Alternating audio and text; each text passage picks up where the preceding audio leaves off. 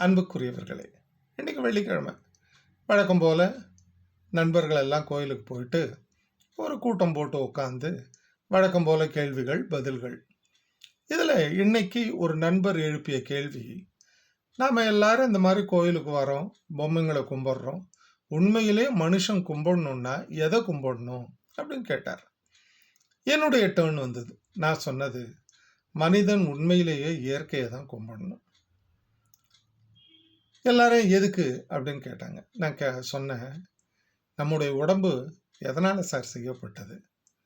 ஒரு 84 மினரல்ஸ் கனிம பொருள்கள், ஒரு 23 எலமெண்ட்ஸ் தனிமங்கள், இந்த oxygen, nitrogen, calcium, potassium, sulphur, இந்த மாதிரி ஒரு 23 தனிமங்கள், ஒரு 28 லிட்டர் தண்ணி, அடுத்தது ஒரு 38 பில்லியன் அணுக்கள்.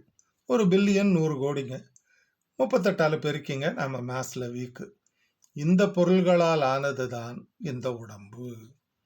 இதுக்கு தான் ஒரு பேர் வச்சுக்கிறோம். இதை தூக்கிட்டு தான் வாழ்க்கை முழுக்க தெரிஞ்சுக்கிட்டு இருக்கோம். அப்போ இந்த உடம்பு நான் சொன்ன பொருள்களால் ஆனது இல்லையா? இந்த பொருள்கள்லாம் எங்கேருந்து வருது? இதெல்லாம் எங்கேருந்து வருது?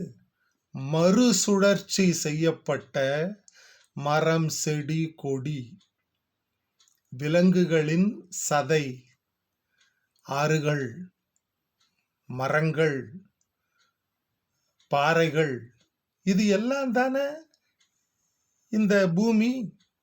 அப்ப பூமியும் மனிதனும் வேறு வேறு அல்ல. மனித உடல் இந்த பூமியிலிருந்து தான் எடுக்கப்பட்டது. பைபிள்ல ஒரு அற்புதமான கோட் வருங்க. ஆதாம் தவறு செஞ்ச உடனே கடவுள் அவனை சபிப்பார்.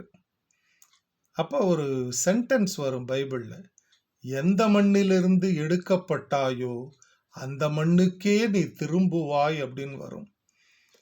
எப்படிப்பட்ட சயின்டிபிக் தாட் பைபிள்ல! ஆக மனிதன் என்பவன் இந்த மண்ணிலிருந்து எடுக்கப்பட்டவன். ஆகவே இந்த மண் தான் இயற்கை. இயற்கையை வணங்குங்க.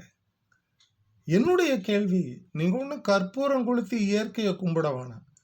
இயற்கையை அழிக்காம இருங்க.